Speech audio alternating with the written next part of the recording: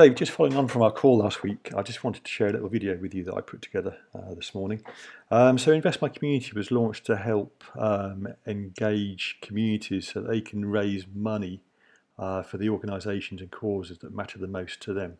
This is our homepage. If you scroll down the homepage, you'll see a little bit about what we do. There's a little video there as well. And you can browse some of our past and live campaigns, so there's plenty of case studies there. And then at the bottom you'll find a news centre where you can see some news and some success stories and so on and so forth. Touching on to the campaigns that we talked about last week, the first one was the 9 Southside Scout Group in Tooting, South London, which had an initial target of £5,000 to renovate the Scout hut. They successfully used our mini campaign and leaderboard function to engage the whole of the Scout Group's community and raised almost £20,000, so almost 4 times as much. As you can see at the top of the page, there's a gallery of images, and this one's also got a video, so if you click on that YouTube link there, you can watch a video they put together. And then moving down, you can see a little bit about the Scout Group itself and why they're raising money. At the bottom of the campaign page, you'll also see cards for the mini campaigns that the individual scouts set up. So they use their imagination and they raise sponsorship however they chose, and all the funds that they raised for their mini campaign got aggregated into the league campaign. So they didn't have to touch any cash. There was no paper forms to distribute, and so on and so forth. They didn't use much imagination on the images actually, so they all used the main image for the league campaign, which is a rather dilapidated looking Scout hut image.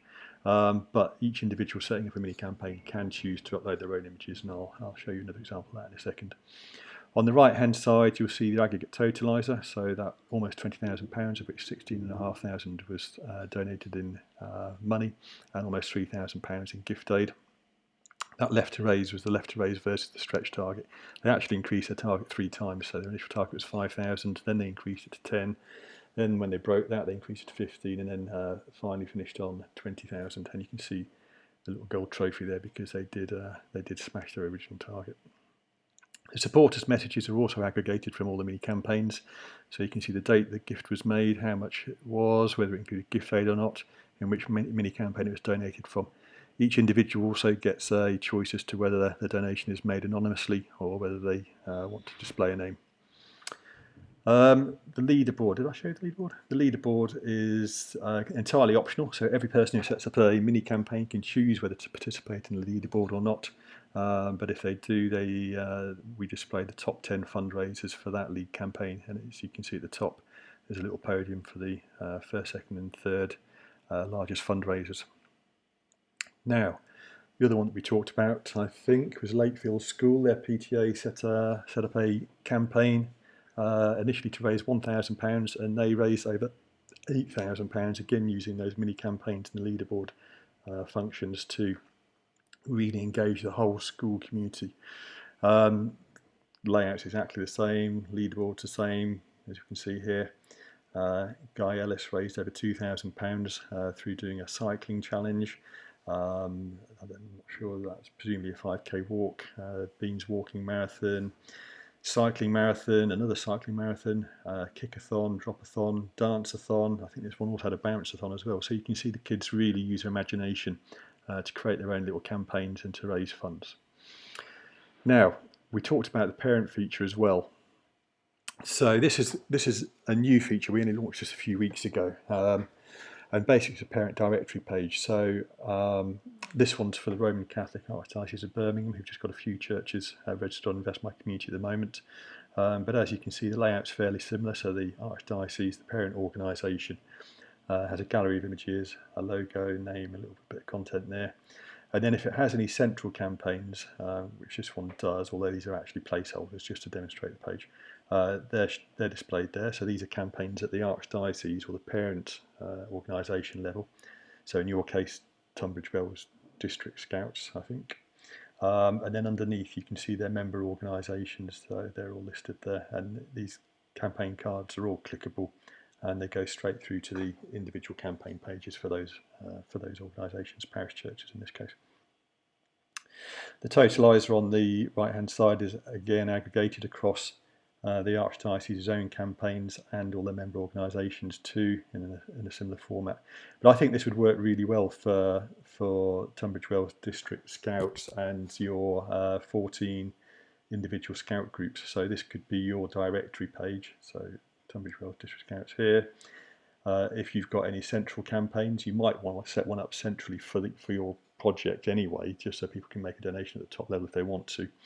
And then you could invite the 14 individual scout groups to register, and all their cards would be displayed in this section here, and the totalizer would aggregate all of the donations made through any of those pages and any mini campaigns that were set up underneath those individual scout groups too. So if you think of it as a pyramid really, so mini campaigns at the bottom, then the 14 scout groups, and then Tunbridge Wells District Scouts at the top on this page.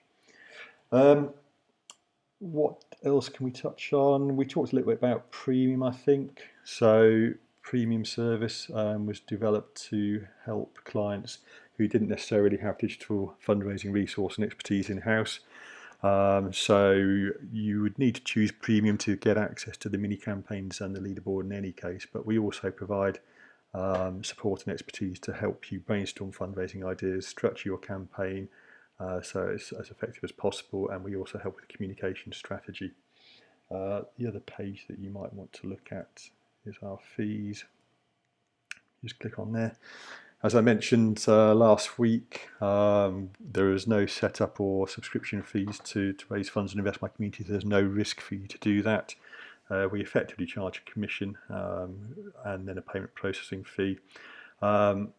There's a couple of things here. So apart from not asking for setup or subscription fees, we don't ever ask your donators for a tip. So we think the way that some digital fundraising platforms misrepresent themselves as non-profit organisations is just immoral, really.